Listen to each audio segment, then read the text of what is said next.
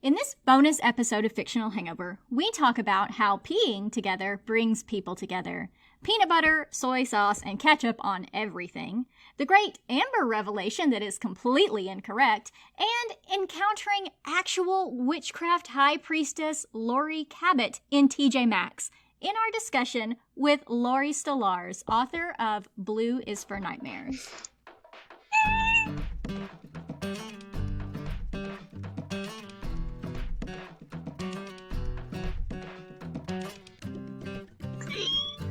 Hey everybody, welcome to Fictional Hangover, a podcast about young adult and new adult books, series, authors, and voice actors that is full of spoilers. I'm Amanda. I'm Claire. And I'm Constance. And today we are going to talk to Laurie Stolarz, author of Blues for Nightmares. Yay! Yay! Is it time? It is time. It is most definitely time. Constance, is it time? It's time. Yay! It's time for Would You Rather, and this one is so special. Not only is it special because Constance has been with us this entire episode, but we have the author with us, which is amazing. So, thanks for joining us. We're super excited that you're here. Yeah. Yay. Thank you. Wow. Before we start Would You Rather, just gotta say, Constance, you did not let us down with this book because we loved it. So that also goes to you, Laurie. We loved it so much.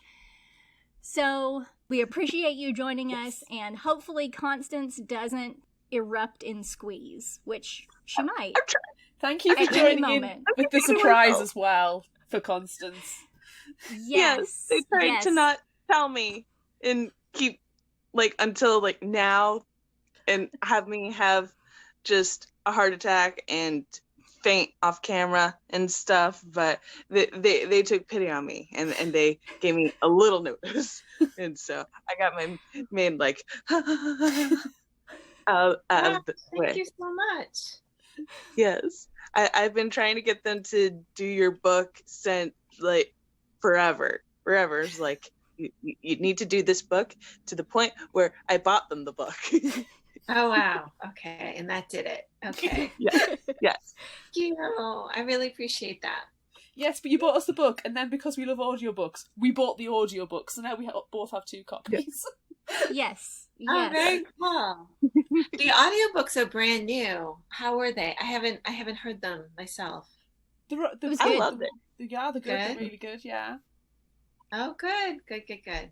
Yeah. I was very excited when, we knew that it wasn't available in audio. Like, when Constance sent us the book, she was like, it's not available in audio, and I know that you love audiobooks, but you need to read it. So we were prepared to read it, and then I thought, maybe I'll just check one more time, and there it was, popped up. I was like, oh, I'm so excited, so, bought it immediately. But yeah, the audio was really good. The narrator did a great job, and I feel badly that I don't for maybe a month or two, the audio. Wow, I didn't realize it was that soon. I knew it had just come out, but I didn't realize it was that soon as well. There's still one missing, I think, from the series. For the audio? Yeah, at least in the UK, there's one missing from the series. Yeah, even for us, we don't have Silvers for Secrets, I believe.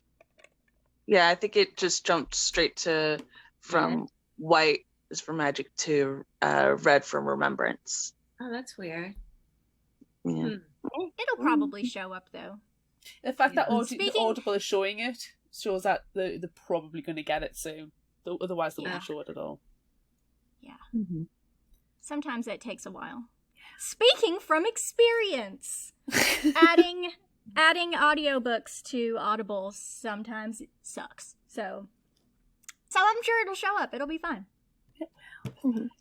And we'll buy it whenever it shows up. Anyway, that's not what we're talking about. We're supposed to be playing Would You Rather. So, Claire, what is our first question? Our first question was asked on social media, and it is, would you rather have just peed your pants? Sorry, you have just peed your pants. I mean, You don't have a choice in that You one. have no you choice. Have paid your pants. Pants, Deal with it. it's happening. Would you rather it be in front of your best friend or your significant other? And I don't want to influence anybody, but I will give you the statistics. On Facebook, 100% said in front of their besties. On Instagram, nearly split. It was 48% bestie, 52% significant other. On Twitter, only 33% are going to pee in front of their besties. 67% said their significant other. And on TikTok, 83% for their besties and 17% their significant other. So really those stats will not help because it's all over the place. Wide range of pee pants. Would you like some comments to help your decision and reasoning skills? Because I often try and steal the comments to answer mine. Yes. We had some good responses. We did. Yeah. I'm going to dive into the first one. Ouija Dean on Instagram said, I went into a bar with some girls and one of them went with me to find the bathroom, but we couldn't find them on time and I peed myself a little bit laughing too much. It actually made us closer. So not bad in the end. Peeing together brings people together. Brings people together, yes. Love that. Bitchin' Reads on Instagram said, this was tough to answer because I'm 100% open with both. I quite like that, actually. Brie Tart on Instagram, tough. Either way, I'd be loved and teased relentlessly in the most affectionate way, but I'm picking my BFF because we grew up together and she's seen worse. And we aren't busy together like my significant other. I want to know what your best friend has seen. Yeah, I do me too. Book It Babe on TikTok said, I have peed my pants twice in front of my childhood bestie as a kid, so this was easy. I'm fine that I love that we're all just fine with peeing all over the place in front of everyone. Yeah, no one's questioning the ping, just like, Oh no. done it before. It's Doesn't a natural bother me. bodily function, it's fine. And the last comment we've got is from Nina D on Facebook. My best friend 100%, which is a dog. I could probably blame it on him too, even though he's the goodest boy and he'd still be my bestie. Excellent. Boop the dog, Nina. Boop the dog. So, I don't know if any of that has helped any of your decisions, but over to you guys. Laurie, who are you peeing in front of? Oh, definitely my bestie. Yes. It seems pretty obvious, right? Yeah, I don't know. to me, yes. Yeah. Yeah. I take it, Amanda, you choose significant other. I mean, look, if we're thinking about Blue is for Nightmares, and Stacy having peed herself multiple times, and then her bestie, supposedly her bestie, Drea, finds out, and then mocks her and tells everyone. I don't know if I want to deal with that. So I'll go with my significant other. Because, Chad was like, yeah, okay, it's fine. I still like you. So I think I'm going to go with the significant other. It helps when your significant other is your best friend as well. That's if true. you think about it that way. Now, also, can I That's factor true. in the fact that, I have peed in front of my friends before? When you go out for a night out, all the girls go to the stalls at the same time, and I don't know what it's like in the US, but the stall doors never lock when you're out in nightclubs and pubs. So they're just open, and you just sit there and you just get on with life. So I haven't peed my pants, but I have peed in front of other people, and that doesn't really bother me. So I could go either way. I don't care. And technically I have peed in front of my pants with my significant other, but caveat is I was pregnant, so it was allowed, and I couldn't get to the toilet quick enough because I had to drink a lot of water for the scan. And it came out. No. I'm not comfortable peeing in front of people. And with your story with your husband, Claire, I just have to feel like I need to add in that several years ago, my husband and I were talking about, like, peeing your pants. and like he actively tried to pee his pants and couldn't because he just felt so weird about it. So, oh no, there's some kind of does that internal count blocker for that stops anything? that. There's an internal blocker that stops that. You can't like consciously pee your pants, really. But when you just can't, when you're the size of a high-rise building, and all you can do is either waddle or super waddle, as my husband put it, and the toilets are too far away, a little pee's gonna come out. It's gonna happen. Bladder, baby, pressure. Mm. Not good. Yeah. Just don't do it.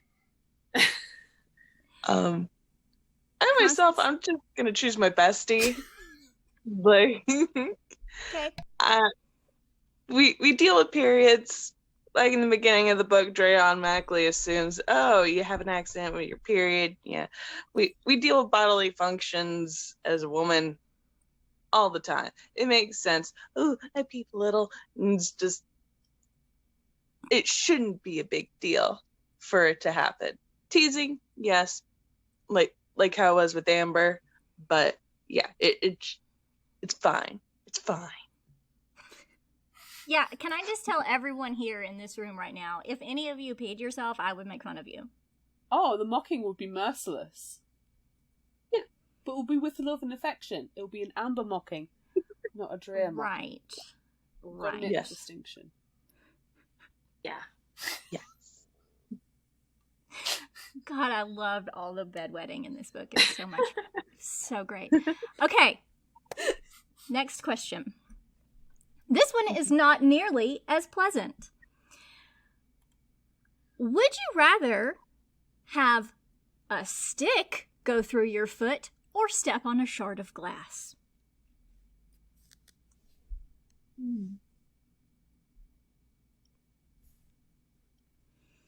When we say through, how through? Oh, through. Like I say full through. through. All the way. Oh, that's terrible. I vote disgustingly through. Yeah. Oh. You wrote it. It's your fault. Yeah. I love how we get the blame for these questions when we're not the creators of the fiction. Nope. No. Nope. We just gather it all into one place. In the worst possible way. I'm going with shard of glass. I think the glass would be less painful, right? It feels like it will be cleaner. Yeah. Yes. It's like pull I out. I can agree. agree with that. Yeah, I want to go for glass just because it won't be as dirty as a stick. Mm-hmm. I have stepped on a shard of glass and Mm. had to get stitches in the bottom of my foot, and that was not cool. But, you know, I would rather pick that than a stick. So, it's just glass and just step on glass all the time. It would be Because you bigger don't know where hole. that stick has been. You don't know. No. Yeah, it's Well, either truth going be told, you through don't know or about the just- glass either, but It would be a bigger That hole. stick was... It would be. And, you know, that stick was by a porta potty, so it's Oh. probably not the cleanest God. God, stick. I hate porta potties. I didn't think of that. Oh no. There's Yeah. never been a good porta potty in the world ever. I have never in my almost 37 years of life used a porta potty, and I don't plan on changing that anytime soon. The only So porta you'd potty. rather pee your pants? I would pee my pants. Yes. Nice. Pee my pants or porta potty, I'm peeing my pants. Have you ever been in one of the posh porta potties though? No. Oh, No. I don't even know what that is. a posh porta potty. Where the place I used to work, they organised a Christmas do, and it was in like the middle of the city centre, and it was this massive marquee, like it was a town square sized marquee, and they had porta potties, but they were posh porta potties with wood panelling and mirrors and like proper soap dispensers and actual flushing. There wasn't the blue stuff inside. It was like they transplanted a posh bathroom, but it was portable, so it was posh porta potties. Oh. They were really, really spangly, and you had to go because it was an all-you-can-drinks thing. Yeah. So you had to go. This was the same night that my dress got caught up on my pants as well, because I was a bit drunk. So we're all stepping on the glass, right? Yes. Okay. Mm-hmm. Okay. Next question. Oof. Glass for days. I don't want to step on either. That. Yeah. Next question. Would you rather receive a menacing note, a phone call, or an email?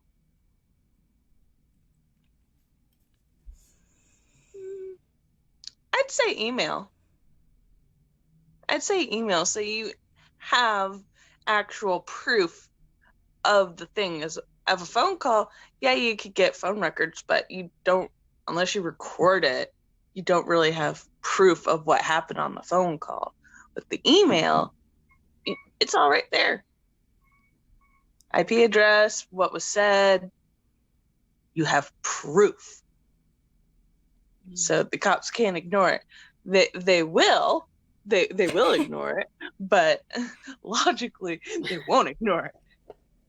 Especially if they're campus police with Stacy and Drea and Amber and Amber's boobs. Yes. But the problem with an email is you can get all of that, but are they actually the people who sent them? Because Chad didn't know that his email account had been hacked. Mm-hmm. But had it been hacked, or was he just not paying attention to his extra creepy roommate? He wasn't paying attention to his extra creepy roommate, and he did the fundamental thing of not logging out or locking your computer. But this was several years ago, so things were a little bit different. You don't have, people aren't burgling all of your personal information. You lock your computer, or I come around and start messing with it and changing the pictures and turning your screen upside down. I used to do that back then when this book was originally... Really? Yeah. My favourite thing was taking a screen dump of the desktop, switching the desktop picture round so it's upside down, and then flipping the screen, and then locking the computer. And then I was a trainer. This is how bad it was. I was a trainer, and my trainees had to try and unlock the computer, and one of them believed me when I said you have to turn the keyboard upside down. So they turned the keyboard upside down, and when that didn't work, they called IT. I don't know if I would like to have you as a supervisor. Oh, I was a trainer, not a supervisor. They're very different things. Yeah, still, I don't know if I want to work with you. I mean, in a real life situation, not in a virtual situation that we're currently doing right now. Yeah, I can't flip your computer. Yeah, you can't. You can't flip my computer. Anywho, look about me. I think, obviously, email would be the best option for the reasons that Constance gave if, campus security and police and all of that, did what they were supposed to do. That would be the best option. But, but then you don't know who's sending it because it could be from anyone. I feel like I don't want to get any menacing notes from anyone. But I think I'd probably go with a phone call because I can ignore the phone call, right?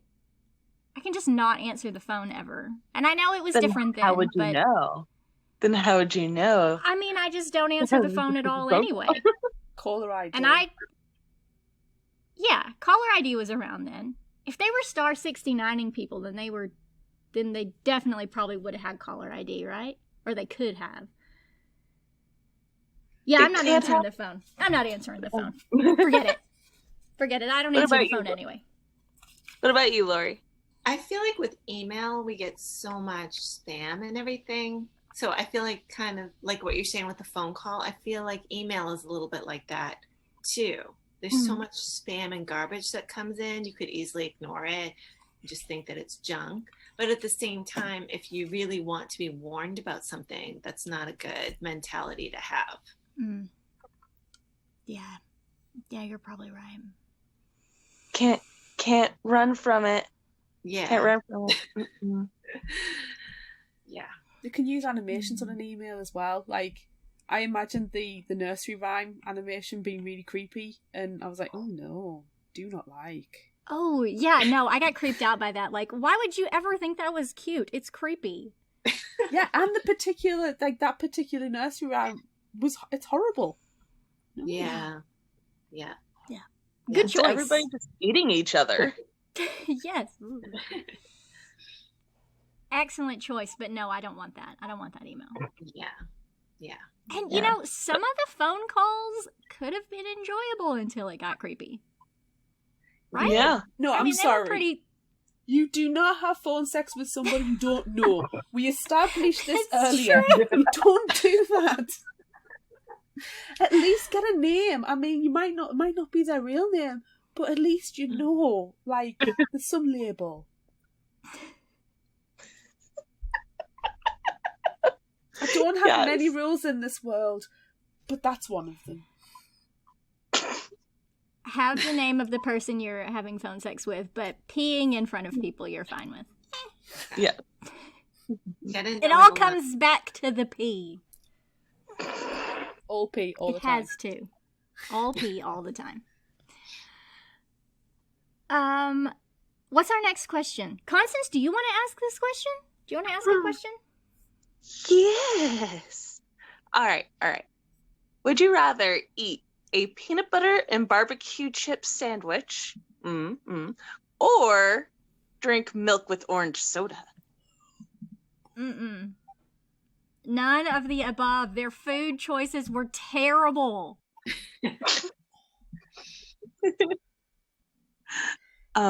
Personally, I think the peanut butter and barbecue chip sandwich sounds good. Like, I'd eat that. No. No way. That sounds so gross. Really? Yeah, no. I dig it. I like really peanut butter sandwiches and I like barbecue chips, but I can't imagine putting... It gives a nice crunch. Yes, that's what I was going to say. Is the peanut butter crunchy or smooth? Because if you've got crunchy peanut butter and you're adding barbecue chips, that's just too much crunch. It's yummy. I mean, peanut butter with anything is good, right? I love peanut butter. I do love peanut butter. Maybe I should try it. Yes.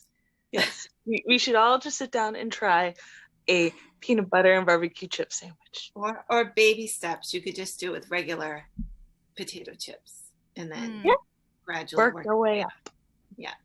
Okay. Just ease into it. I mean, I do like putting potato chips on non-peanut butter sandwiches. That's good. So cheese and maybe... crisp sandwiches are the boyo.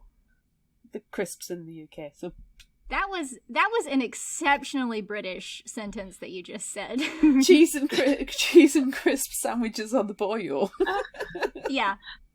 Yep. That's a one for Annie. So Claire, what are you doing? I've been sick with both of these options. Milk and orange soda to get. I'm sorry, no. Just no. I do not like peanut butter. Every year I try peanut butter again and I just cannot get away with it. Really? I love peanut butter. Do you like peanut butter. I love it. I can't get away with it. And barbecue chips. Barbecue / like bacony style, because that's what barbecue tends to taste like to me, is the flavour of regret. Like, if regret had a flavour, it would be barbecue flavoured, because whenever you eat those kind of crisps or chips, you inevitably burp it, and you're just like, oh god, I shouldn't have had that. So for me, barbecue flavour is the flavour of regret. And you're making everything worse. You've played Would You Rather, Amanda, yeah? Yes, but you're making it worse. I know, and I'm making it worse. I have to go for peanut butter and barbecue chips because at least it, in some way, sounds like it should go together, like milk and orange soda. Oh, yuck! But yeah, no, I don't like either option. What?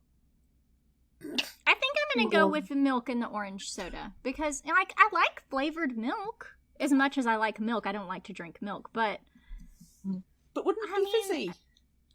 Soda's Like fizzy. an ice cream soda, except it's all melted. Yeah, I can do that. No. Yeah. That made it better. Yeah, I'll drink the orange soda milk. You're having Do you drink an ice orange cream soda milk? Is float. this- It's an ice cream float. You do have ice cream floats there, yeah? Yeah. Mhm. Yeah. It's an ice cream float, but the milk is the ice cream, but it's just melted. Yes. So it's ice Yeah. cream soup and orange soda. Still rank, but yeah. Do you do this, Laurie? I don't know, but it was a thing that someone I knew actually liked Coca-Cola with milk. But I tried it. I have tried it all. Yeah. And I thought, oh, she might do. I thought she was more of an orange soda person. Yeah, I definitely think so. The only one that didn't sound so bad, which we didn't include it in the Would You Rather because it wasn't so bad, was the tuna and the corn chips. I feel like that goes together a little bit better. That was my lunch the other day. Yeah. What if it was barbecue flavor corn chips? You just being nasty, Constance, for the sake of being nasty. No, I would still be okay with that. It's the peanut butter. I feel like I enjoy my peanut butter in like a sweeter fashion. So Like a peanut butter and jelly. Yeah. I like peanut butter and honey. Like, but then I also eat peanut butter and celery, and that's not. Oh, that's true. Yeah, that's a thing. Yeah. I don't know. I had a friend who came. She was from Uzbekistan, and she had never tried peanut butter before. Never. And so we did the peanut butter and celery for her. She didn't like it. I brought her a peanut butter cup. She liked that. So that was a fun time. You've never had peanut butter? What? Yeah, that's crazy. I can't imagine anyone not eating peanut butter. Yeah. Yes. Peanut butter is important. Don't worry. I rectified it as soon as I could. Good. I'm glad. Have we all answered that question? Yes. Yeah. Don't let me forget to ask an important question about why they eat all these weird foods that we discovered possibly during our discussion. We are going to delve into that, the revelations from Tuesday. We'll be delving. Yeah. Yes. A theory. Amanda, what's our last question? Our last question is, would you rather have Amber's style or PJ's style? What about you, Laurie? Amber, she's so fun, don't you think? Yeah, we love Amber. We love Amber maybe too much, I think. She's fun. She was fun to write. I think every group needs an Amber. Agreed. What part of Amber's style would you choose? I would probably go with her interesting makeup choices personally. Her hair is fun too. Her boa, and that she sleeps with a blow-up doll. I remember that. Yeah. I just like her in every way, shape, and form. She also has like weird. Doesn't she carries a lunchbox as a purse? Yeah, that's pretty good too. Yeah. Oh, Hello Kitty. Who doesn't love Hello Kitty? Yeah. Amber's great. Yeah. I do like PJ's multicolored hair. But that's a lot of upkeep, I feel like. I think Constance is probably going to go PJ then. Yeah. I'm kind of gonna go PJ just because I color my hair all the time, and I'm just like, yeah, I like the colors that he goes, and yeah, I'm going to go the PJ route because me and my boy color our hair. Yeah, I love Amber. I love Amber's style, but I'm just like, I want to color my hair more. And have a green tongue. Yes. I don't have candy. Do I have candy? Well, you're going to have to work on that. Yeah. I'm going to go Amber style as well, just because I want the lunchbox. I love the idea of the lunchbox bag. And just filling it with snacks.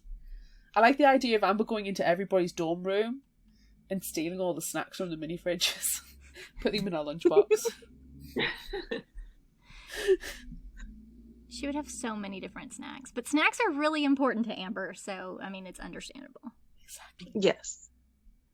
It's a necessity. It is. It really, really is. Oh She's my gosh. She's interesting. Okay. She's got an interesting style. It's eclectic. Who doesn't love that? Nothing It's but... true. It's true. Okay. So that was the end of Would You Rather. It wasn't as terrible as I thought it might have been. It could have... It was the stick in the foot one. That was... The stick in the foot.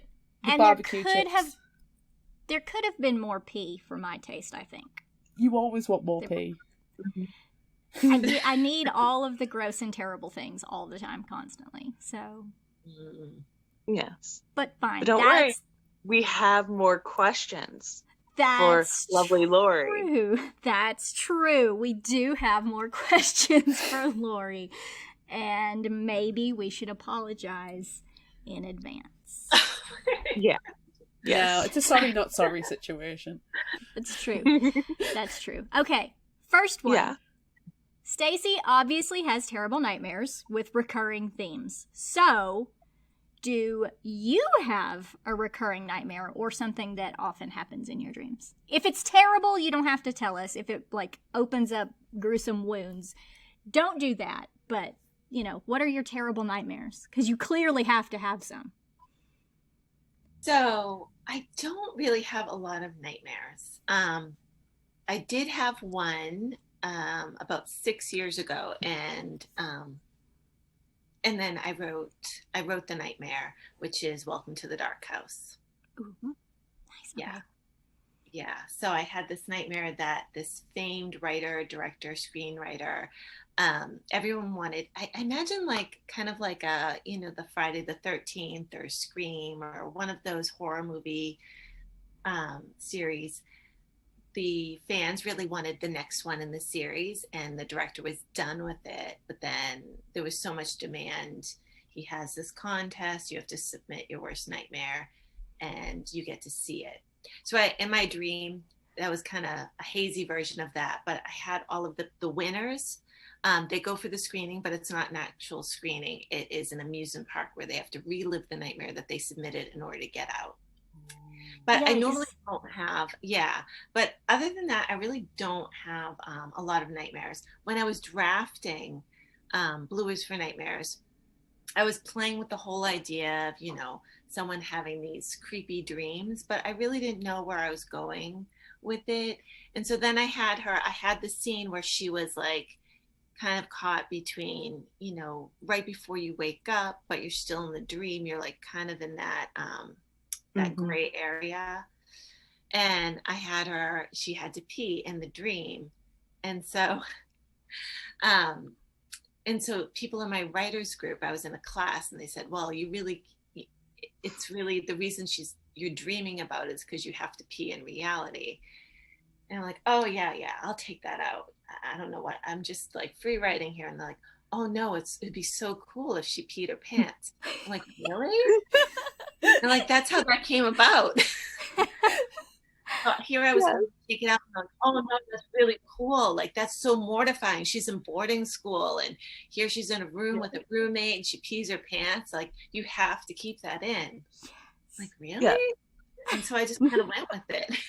Yes. And we are so glad you did. Yes. We loved it. It was amazing. Thank you, the writers group. Yeah, really. So I have a recurring sort of bathroom type dream. I've never peed my pants, but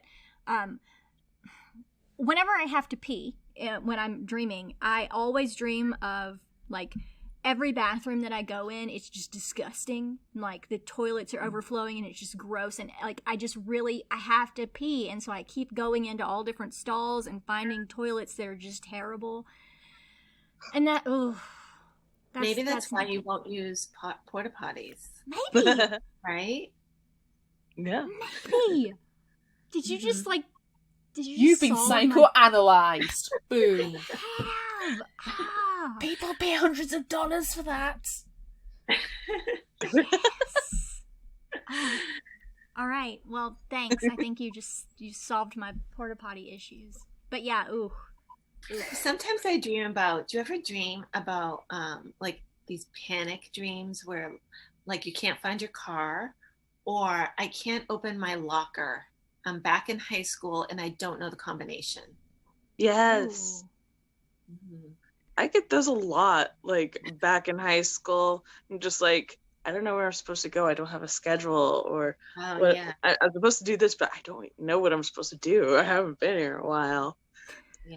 I never dream about high school like time. The only school dreams I ever have is dreaming that I've finished school for the day and I'm walking home, and they're the only dreams that I've had multiple of. Not to, I don't know how to call it a reoccurring. It's not common, but I know I've had it multiple times, and that's the dreams that always gives me sleep paralysis. I hate that. It's not very often. It's like once every blue moon.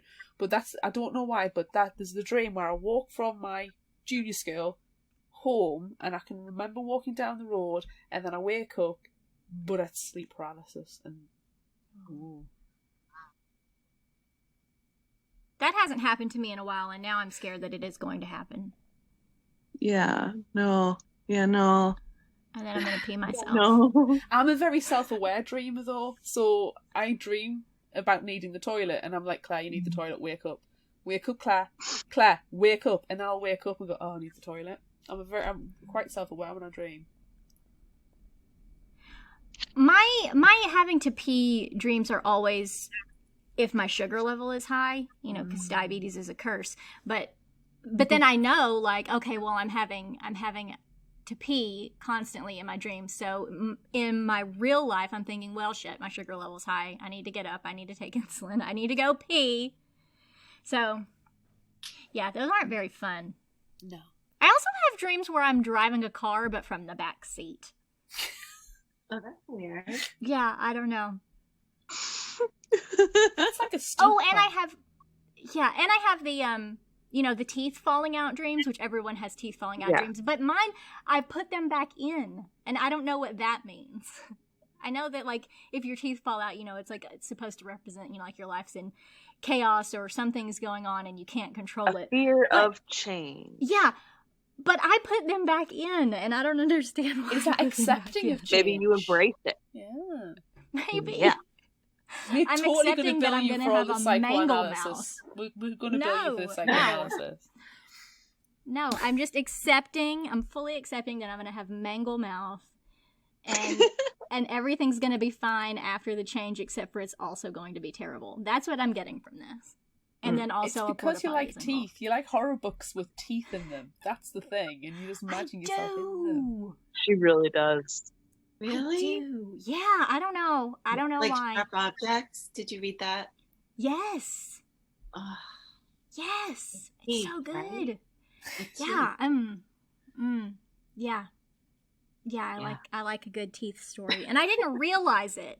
I actually didn't realize that I had this weird horror teeth until right now going on. Well, not right now, but Constance actually mentioned it because we talk about a lot of horror books on the podcast, and they all have to do with teeth when I pick them. And Constance is like, you have a teeth obsession. You have a thing with teeth. Like, oh, apparently I do.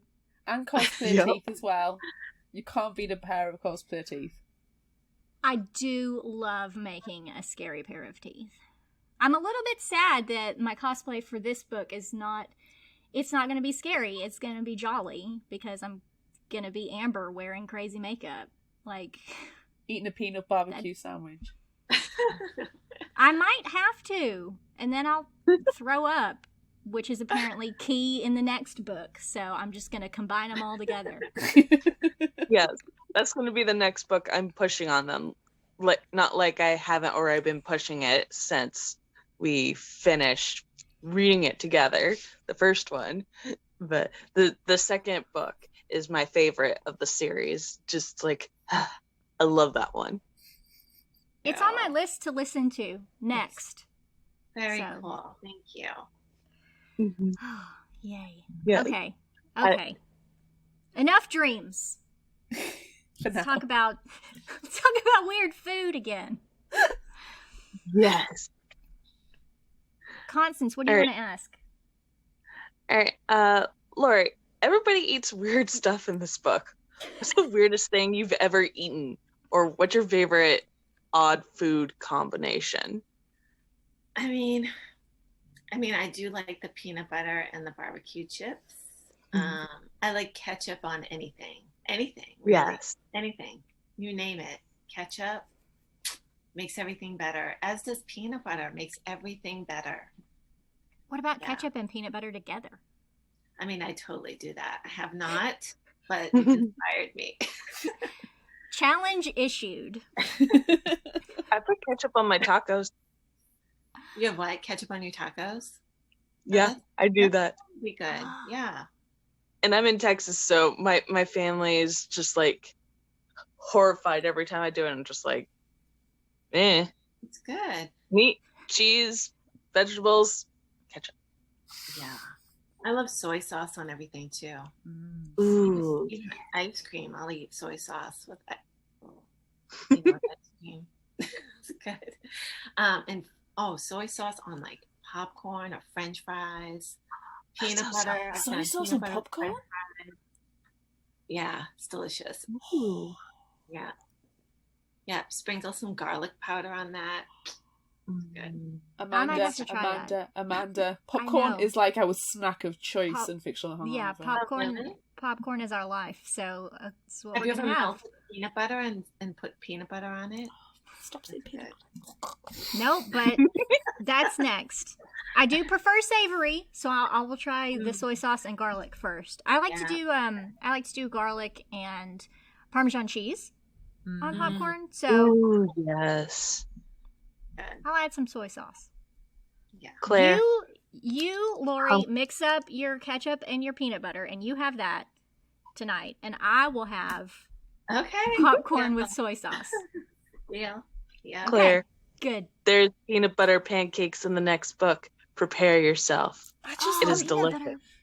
I'm just not a fan. Like, I'll suffer a peanut butter chocolatey like Reese's Pieces. I'll suffer Reese's Pieces if it's the only thing that's there and I need a chocolate fix. But I just don't get the appeal of peanut butter. It's just I think peanut butter is a very American thing as well. It's over here, but you probably have like an aisle of variety where we have a little section of variety. We have a wall. Yeah, we don't. It's just not a huge thing, and I literally have tried since I was teeny tiny to eat peanut butter. Constantly tried, but I just can't get away with it. Now I Is just it want a to eat. texture thing, or is it really just the taste? Not the texture. I don't, because I like cookie butter. Is it? Do you call it cookie butter, Constance? The biscuit. Cookie butter. I like cookie butter, so that's fine. It's probably the same kind of texture as peanut butter. I think it's the peanuts themselves. I don't mind peanuts on occasion, but I'm not the biggest peanut fan.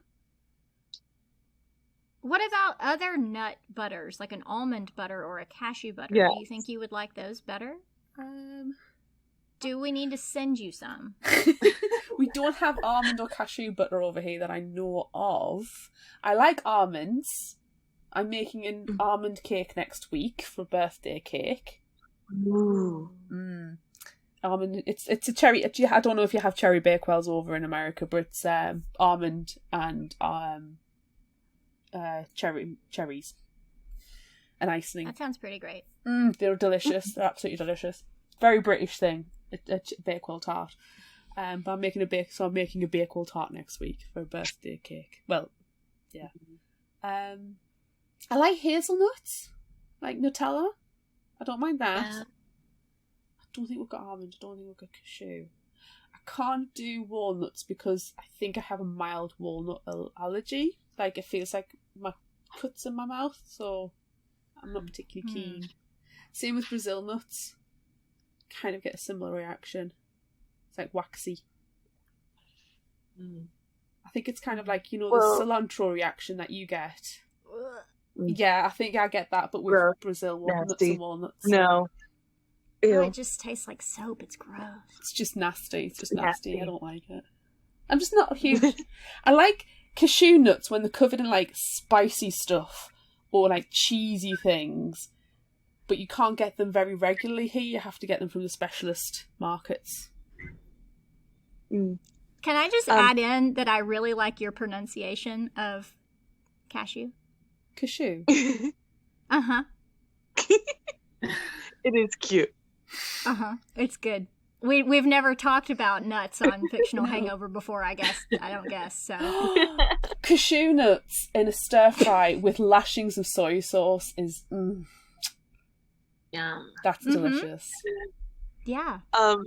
So Laurie, spun off my first question, of food and whatnot. Do in the book, Stacy, when she has her glass impaling, she uses a potato and lemon juice to heal her cut, to help with that. Was that something that you did, or do you have any other home remedies like what Stacy did?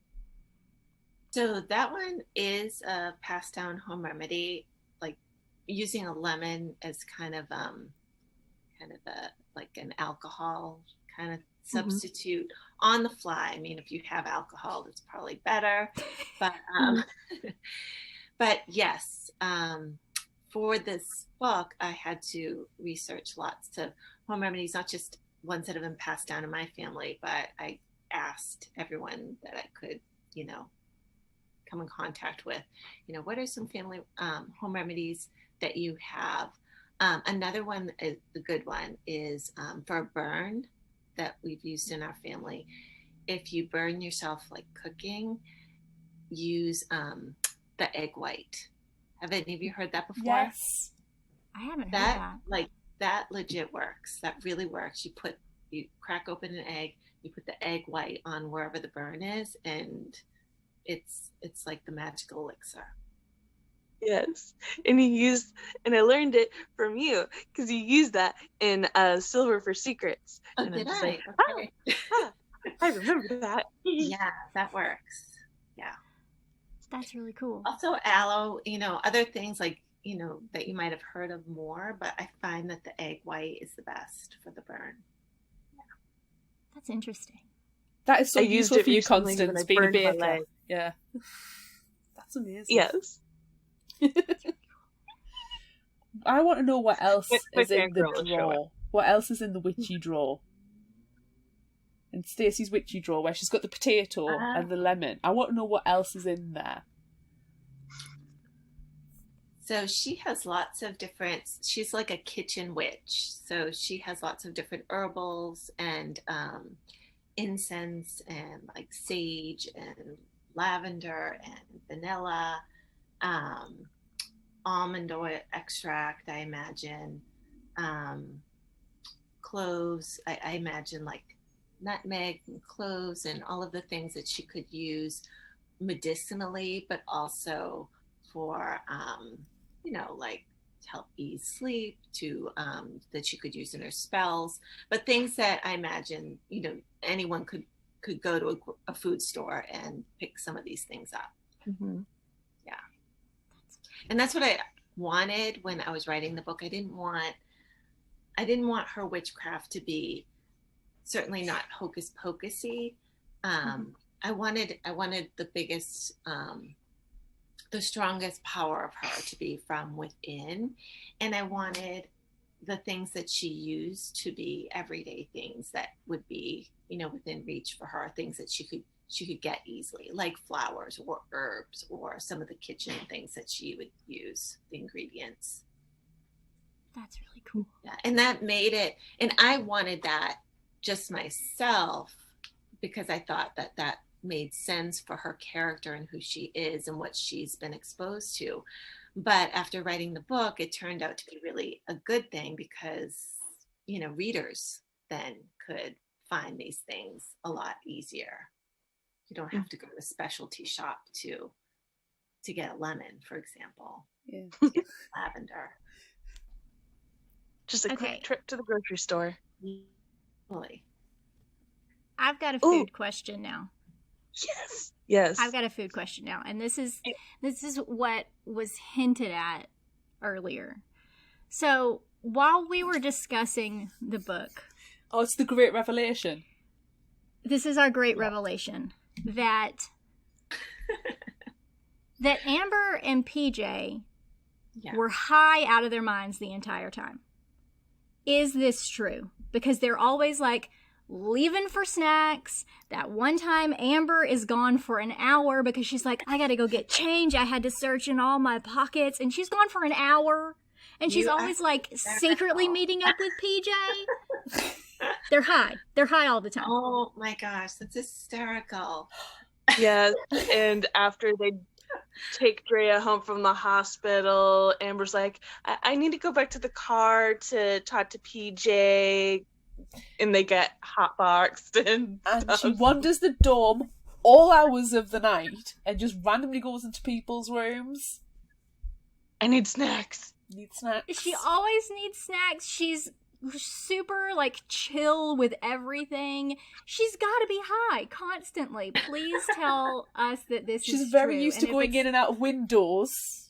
Right, she's hiding from the cops all the time. She's high. She's high all the time. Oh my gosh, that's hysterical. I wish I had thought of that.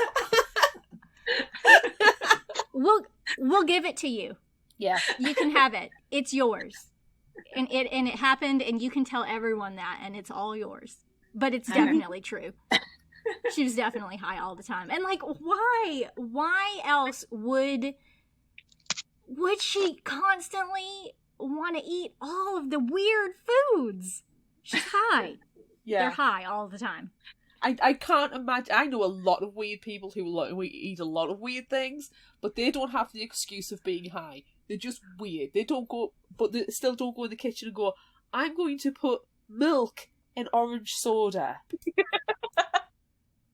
I'm going to put barbecue potato chips. I'm going to put barbecue potato chips on my peanut butter because, man, that sounds so good. They've got to be.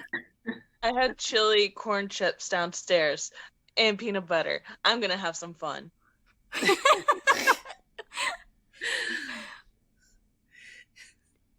We loved it. We made up an entire story in our heads. It's perfectly reasonable as well. I love that. Mm-hmm. I once perfectly reasonable. One time when I was high, I mean not high. I was never high. Never. No. I did salsa. I did chips and salsa with whipped cream on top. Oh, that's interesting. And it was delicious. See that? You just never know. Yeah. See, Amber's totally eating that. Yeah. Exactly. Yeah. I mean, if I had thought of that when I was writing it, that would totally be in the book too. Gross. I'm not fangirling out. No. I'm totally shocked that you're like, oh, okay. That's not how I wrote it. Really? Oh my god. Like, individually, we were kind of like getting there, but it wasn't until we talked about it and we're like, oh, Amber's baked. It was amazing. I've loved this book series for over 20 years, and that never crossed my mind at all. And I'm just like, oh, what? How did I never think of this? But you can see it, right? You can see that it is true. Yeah. So regardless of if it's true or not, it's true. So much sense. Subconsciously, maybe. My favorite part is that I'll just share this with everyone. I've never done any drugs in my life, and that's what I thought. Oh, that's funny. That's how I.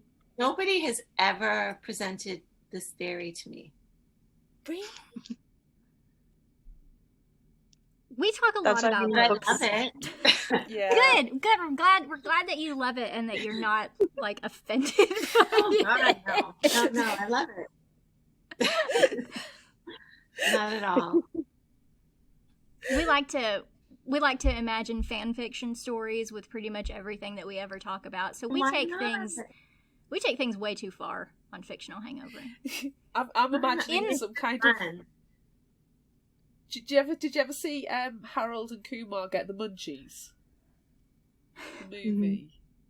It's Basically, it's they called- get high. They go to White Castle. Yeah, in they this- crave in- White Castle, and it takes them the entire movie to get to White Castle, and shenanigans ensues. I'm kind of imagining like Amber and PJ get the Munchies, and it's like it's the shortest walk from the dorm room to the cafe on site, just for them to feed their craving, but it's like the wildest, wackiest adventure that possibly could have occurred during that time. So it's Amber and PJ getting the Munchies, and that's my fanfic for this week. From Blue's I like it. I think it's good. You could do a 2-hour movie for like a 100-meter walk. You know, like, what happened in that hour where she went back to her room searching for change in all of her pockets? Exactly. Something epic. She'll have could found happened. something as well in the pockets and gone, ooh! Pick the fluff off. And then she gets distracted by that. Small nibble. It's all good. Polishes that off. She finds the cookie. She finds the culinary club cookie. She goes and eats everyone's culinary club gifts. I know. And then she redoes her makeup because, you know, her attitude has changed now, so she's got to take off her rubber ducks and paint something else on. Exactly. I She's just- no longer in a yellow I just mood. want to be Amber. Blue. I know.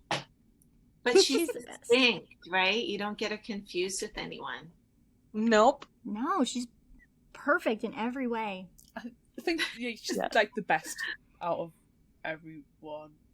I'll freely admit that I wanted to shake everybody. Oh, Really yeah. just wanted to shake them all. Except Amber, because she was just cute and just delightful. I mean, sometimes she's annoying, though, don't you think? Like, intentionally so, Yeah. but yeah. Oh yeah, Sometimes you she's Intentionally. That's the she's key word. She's purposefully annoying. intentionally annoying.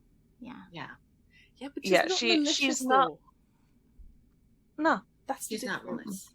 Yeah. Yeah, Whereas- she's not Veronica annoying. She's not Drea annoying. She is just like intentionally just trying to mess with you in a sense. And Yeah. I don't know where I'm going. I think she wants to learn how to push everybody's buttons so that if she needs to, she can access that superpower. Mm. And then Yes. when you've left the room, she will steal all your snacks. Yeah. Yeah. all your granola bars, all your chocolate. Yeah. It's hers Yeah. now. Yeah. You can imagine, like, come Christmas time, like, you get deliveries of Christmas gingerbread men or something like that. And it's a big box, but when you get it, there's only about 3 in, because Amber got there first. And she's just sat there, just legs sticking out and candy canes around everywhere going, huh? And annoyingly, she doesn't ever put a pound of weight on. I know. Anywho. We love her. Was Amber your favorite character to write, or who was your favorite character to write about in the books? She was definitely the most fun to write.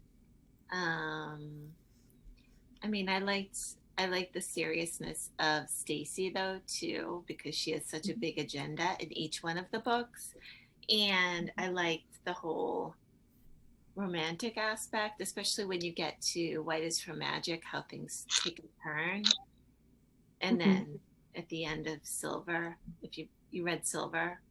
I have all the books. I have to Blackest Beginnings Okay, yeah. on my shelf.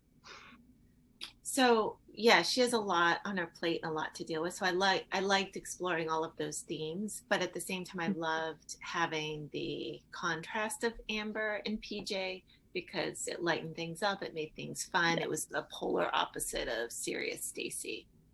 Yes. We There's loved them. good balance. Yeah, yeah.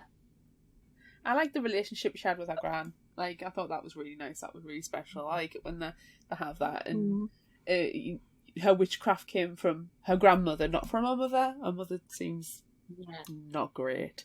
And I really like that. So did you get any of the witchcraft elements from Stacey and her gran, like, with it from your real life? Is it like a practice that you personally keep? So, my grandmother, she didn't have the sight in one eye and only partial in the other.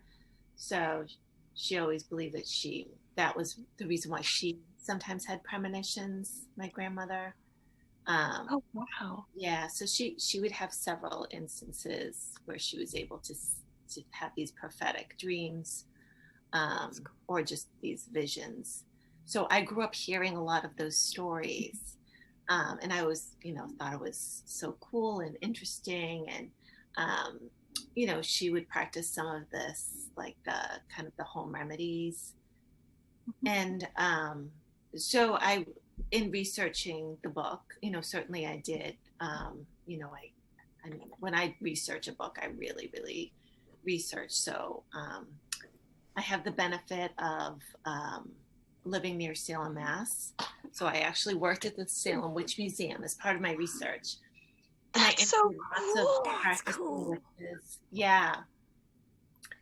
I mean, I interviewed lots of different practicing witches and Wiccans, learned the difference between both. And like I said, I asked everyone who came my path any sort of home remedies that they had, learned a lot in the process. But it was very cool because I knew this about my grandmother, and, I knew this part of my family. But as, writing a book about it, it kind of got me to be reacquainted with my family in that respect and to learn more about my family and my roots, which was really a great experience. That's so cool. Wow. Do you have any standout story from your time working in Salem, like that you were told, or that anything that happened to you while you were working in the Witch Museum? So it was mostly educational, but the coolest thing did happen to me. So I grew up in Salem, Mass. And growing up in Salem, Mass, it was like, big deal, you walk. I mean, I would walk through the Gallows Hill, where at the time people would think that they were hung there. Now we know that they were actually hung behind this Walgreens that nobody knew. What's worse? What would be worse? It's a new would you rather question. But I was in. Do you guys have TJ Maxx? Yes. Yeah. Okay. So I was in TJ Maxx. As I mentioned, I was writing this while I was in class in school, and I had this writing group in grad school, and I was to defend my thesis, and which was Blue is for Nightmares. That was my thesis project. I was in TJ Maxx one day, and somebody grabbed me from behind and shoved something into my hand, and I turned around, and it was, so Salem, Mass has like an official witch, and her name is Laurie Cabot. You can look her up and read all about her history, but she's like the official witch. And growing up in Salem, I thought, good Laurie Cabot is, has her business, and she has many witch shops, but I never really thought anything about her abilities. But when I was in that TJ Maxx, it was her. And she said, I don't know her at this point. So she says, I don't know how to say this to you, but I had a dream about you last night. And in the dream, she's like, I don't know how I'm going to say this. She says, but someone kills you. She described the whole novel, the whole Blue is for Nightmares. I was to defend Blue is for Nightmares for my thesis at Emerson in Boston the following day. Yes. So no one's read this book, not been published. I'm just going to talk to professors about it. And in my hand was a chunky crystal rock from White is for Remembrance. Yeah, the whole thing. And she said, this will pass in 4 days. 4 days, just like the book. I know. And she said, it's a tall, does he play hockey? I mean, it was just like everything. from the book. I couldn't believe it. She described him, Oh. and I was like, "Are you kidding me?" And then Laurie never goes anywhere alone. She's always with somebody when she shops or anything. And her companion came down the aisle, and she said, "This is the girl that I was telling you about that I had the nightmare about." And then she gave me her card, and she said, "You know, I'm not an alarmist, and I don't just do this, you know." She said, "But, you know, here, take this if you ever need anything, blah, blah, blah." But crazy, right? Crazy. That's the best story I've ever heard. Wow. Wow. So like she was the Stacy, and I was like Drea. Oh my gosh. Yeah, That is such a cool story. I know. I'm not fangirling out. No. You have to look her up. Holy crap. Yeah, really. That's Yeah. amazing. That's such a cool story. Yeah, That's amazing. crazy. Wow. I know. The things you find in TJ Maxx. I know. I know, right? Oh, that's so cool. I'm That's so absolutely cool, blown Mike. away. I'm absolutely blown away by that story. Yeah. Yes. Completely blown away. I was too. I never knew that she had that. I thought, you know, here's a woman, you know, good for her. She's making a business out of Salem and everything. But then, you know, I learned more about her too, and she helped solve crimes. And but yeah, that was nuts. Yeah. Oh my That's so cool. So, god. okay, so she was the Stacy and you were the Drea. When you wrote the Yeah. book, who did you find? Which character did you have the greatest kinship with, Stacy or Drea? Definitely Stacy. Yeah. So was that a really weird role reversal as well? Like, It was really weird, and as she was saying it, she was so physically emotional about it. And in the back of my mind, I knew that, you know, this is the book. This is crazy. that must have felt really good going into your defense, actually. Kind of a bit strange, but also like prophetic. Yeah. I'm glad you didn't die in 4 days. Well, yeah. Yeah. But I will admit, I didn't go anywhere really, except for with somebody. She's like, don't go Yeah. anywhere alone. Make sure that you don't get to try not to drive. Don't get in No. the Yeah, car. no way. Do you still Don't have... go into a porta potty.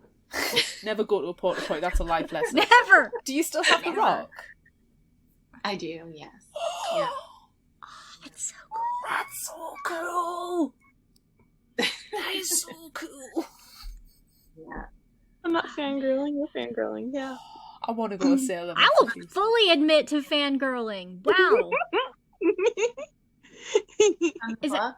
Is that your grandma's ring? Yeah, the amethyst. I love it. It's real. Okay. It's real. That's so cool. It's too cool. It's too cool. I didn't. If you pull a potato and a lemon out right now, I'm going to blow my mind. Yeah.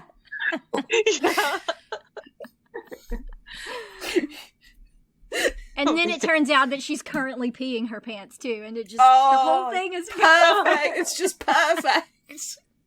Oh my god. I feel like all we've talked about for at least 2 weeks is pee. Like every conversation we've had has involved pee. Pretty much. Yeah. I don't believe for a second, Constance, you do not have an embarrassing pee story.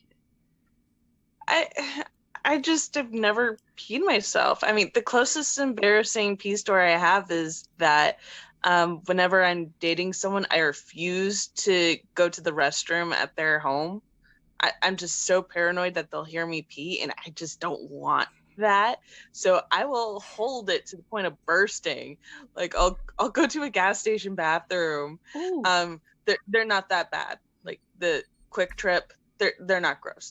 They're like nice stalls. So like I go there, or I'm just like, okay, I really had to pee, so I'm calling it a night. I'm gonna go home now. Bye bye. I'm sorry, but you're telling me a gas station bathroom is better than a Oh. porta potty? They've got to be on par, really. I've seen TV and movies. You can't tell me they're lying to me.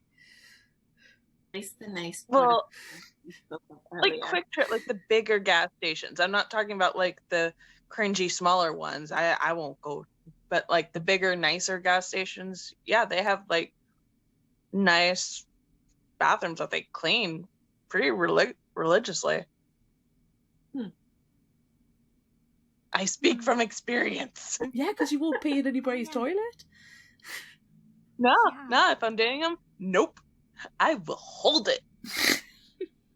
You can put the faucet on, right, to make faucet noise. Yeah, that's like, I would not pee in the same building as my boyfriend, now fiance, for I think the first 6 months of dating.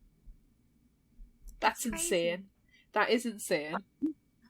But to be fair, my mum always said that you know you love somebody when you fart in front of them.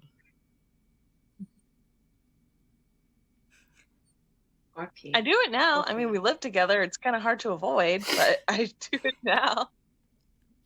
Oh, I do have another pee story. I do have a pee story. It's why I refuse to live with my mother ever again with one bathroom. I refuse. It's 2 or nothing. She will get up. I always pee like clockwork. At 7 a.m. I have to go and pee. My mom, she takes like 3 to 4 hours to get her makeup on and get ready for work and whatnot. She's a makeup artist and whatnot. And she will just be sitting on the toilet doing all her makeup. She has the whole bathroom set up as her little makeup station. And she wouldn't let me in to go pee. And I'm just like, Mom, I really had to. And he's like, no, I'm getting ready for work. And I had to run to Walmart. Oh my God. I had to pee so bad because it was too early. The apartment office wasn't open, so I couldn't use their bathroom. So I had to run all the way to Walmart just to pee. Do you know what would have solved that problem? A porta potty. Peeing my pants? A porta potty. I would still run to Walmart. Or pee your pants. That would have been the other option. Yes. That's the only other option I could see. I made it. That's crazy. So, Laurie, do you have any pee stories? Come on now. Tell us the times that you peed your pants. Or it could be a friend wink. Once in high school, it wasn't my pee, but a friend's pee. So I was in the bottom of a pyramid. You know, Oh no. Oh. and Oh no. she was at the top, and she peed on my head. Oh. No. It's like one of those champagne fountains. Except nasty. Yeah. Oh, Yeah. that's terrible. I know. It's like a spirit thing, and the evil teacher wouldn't let her go out and use the bathroom. So she was it, and then she full on blasted me. Poor girl. Poor you. Ooh. He could not live it down because it was apparent. I mean, I was the one with the pee all over me, but she was the one like absolutely mortified, and she couldn't live it down after. Oh man. Yeah. Teachers can be really mean like that, can't they? There was a boy new to our school. He'd only literally been in our school for 2 weeks, and he didn't realise how mean the teachers were about letting you go to the toilet. And they went, no, you've just had your break. You had to go during your break. It's only 45 minutes till lunch. You have to wait. And his desk was right at the front of the classroom. And he begged, and the entire class was going, please, just let him go. And she wouldn't. Religious studies teacher had no compassion and wouldn't let him go to the toilet. And he peed himself, and it puddled on the floor. Oh. And he went, it's too late now. How old? Oh. We must have been about 12 or 13. Yeah. Yeah. I remember doing that in kindergarten when my teacher said I couldn't go, and I still remember I peed in the class. It's traumatic. Never mind 12. Yeah. And he's brand new to the school as well. So everybody was like... Oh. He had friends because he was lovely. He was one of the nicest people I've ever met. But it was just mortifying. At least everyone, like, experienced it with him, you know? Like, he has to go and he's begging and they're, like, begging on his behalf. So at least then, you know, it's like, hey, man. Yeah. Yeah, we were all just saying, let him go, let him go. It doesn't matter. It's not like we're doing anything of any consequence. It was only religious studies. Bright side, they can't stop you now with the online schooling stuff. They can't do it now. Yeah. No, you can't go to the bathroom. I'm going. I haven't carried my laptop into the bathroom at all, made sure I was mic off and camera off, and whenever I had to go pee, when the meetings have lasted several hours. Not at all. Never. Not once. You can't prove a thing.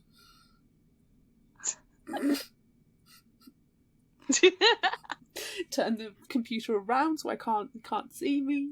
My work laptop has the camera little thing, camera cover. You just switch it, turns it off. Oh, that's good. Very useful.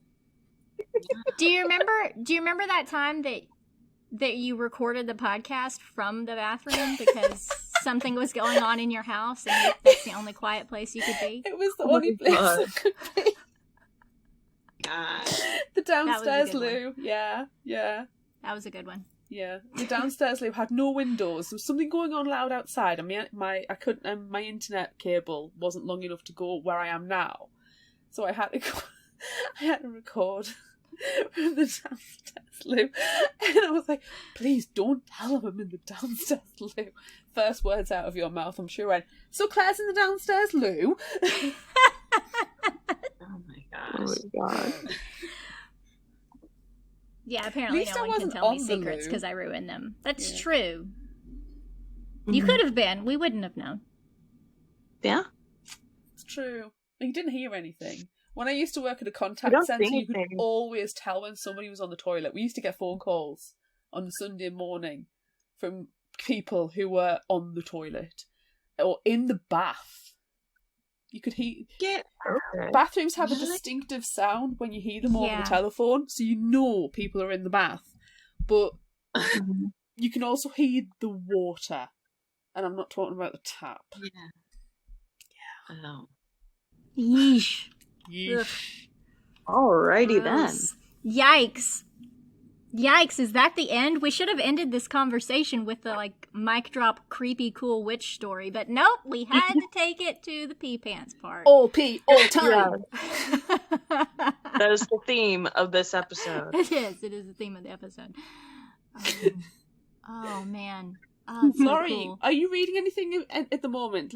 Have you got any book recommendations for us?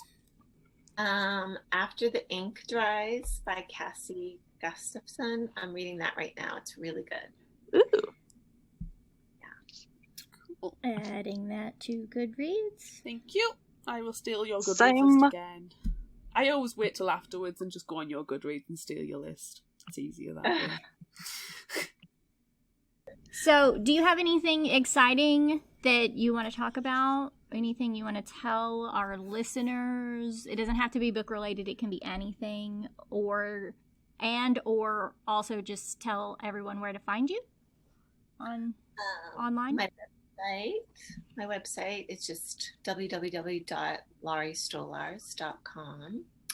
But I had a book come out last year, just before COVID, Jane Anonymous, and its follow-up, The Last Secret You'll Ever Keep, came out this past March.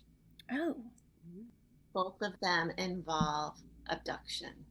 Ooh, fun. Ooh. I mean, terrible, but that's what I like. Yeah. Is that a duology or?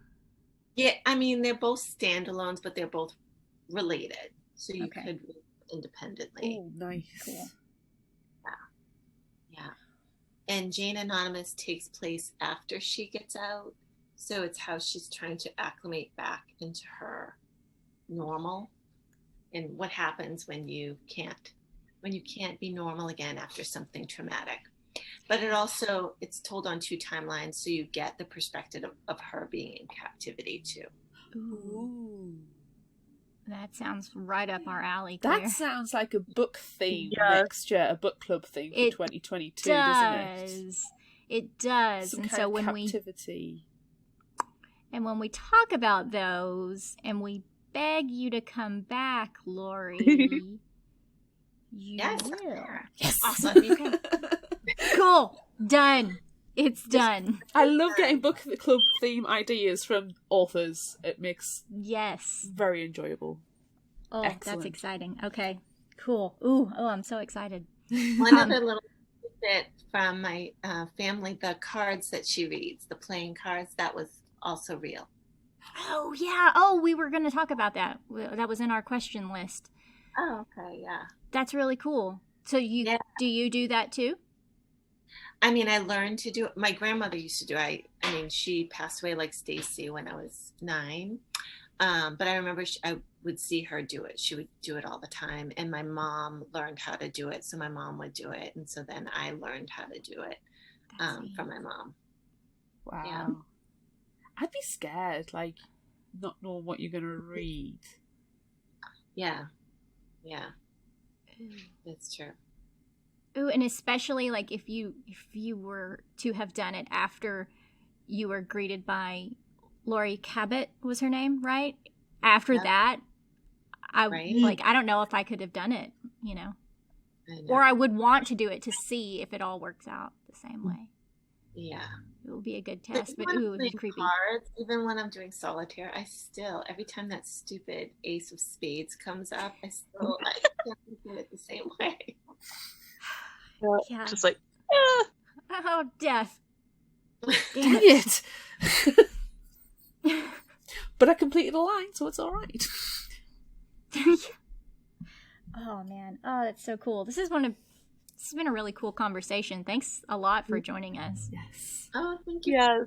Yes. Thank you. It's been an honor. You've been one of my favorite authors since my adolescence, and I'm just like doing my best to keep it together. Oh, so much. So hard to tell, right? You're doing a great job, Constance. You've only freaked out a couple of times. You've stayed conscious. That's the main thing. I honestly thought you were going to pass out. I'm doing my best. Thank you so much for joining us. It's been such an interesting conversation. So like Amanda says, like, wow. Yes. So cool. Okay. Oh, now I have a million more books to read. So thanks for that. It's what we do best. Read books and then talk about them. Yes. It's almost like we have a whole podcast about doing that. Thank you for what you're doing. I mean, you're like curating for readers. That's awesome. And helping to promote other authors. Definitely. That's one of our favorite things to do, too. So, like, if you have anything new coming out, you know, tag Fictional Hangover in all your social media, and we'll do our best to share it everywhere. I mean, we don't have just a million billion listeners, but we've got a good core group that we will share. And it helps. With. It does help the algorithms as well. Like when people like and retweet. So, and that's what we'll do. You are now an official member of the Fictional Hangover family because you've been a guest on our show. So we will be stalking you on social media in the most pleasant way possible. Yes. Yeah. I just got Jane Anonymous. You just bought it? Is that where you went? Yeah. Oh, thank you so much. Thank you. That's on audio too. You can listen to it. Yeah, that's what I just got. I was like, they have the audio. Yes, time for some creepiness. Yay.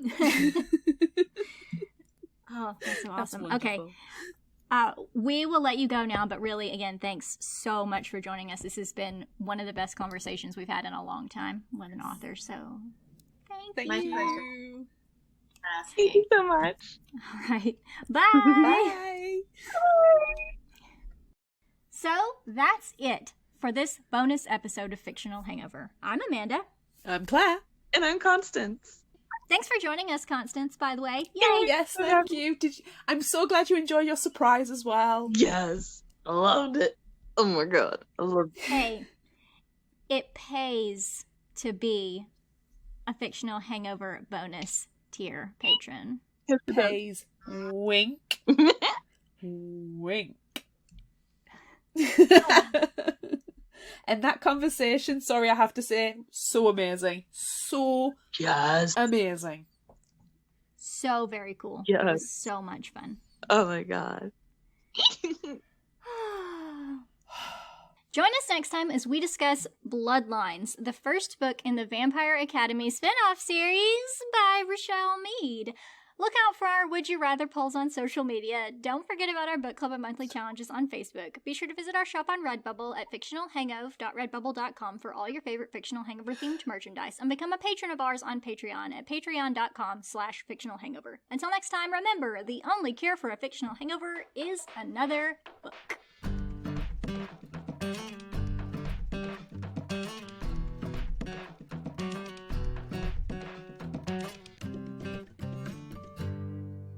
You can find us at fictionalhangover.com, follow us on Instagram at fictionalhangover, find us on Facebook at facebook.com/fictionalhangover, and on Twitter at fictionalhangover, no ER.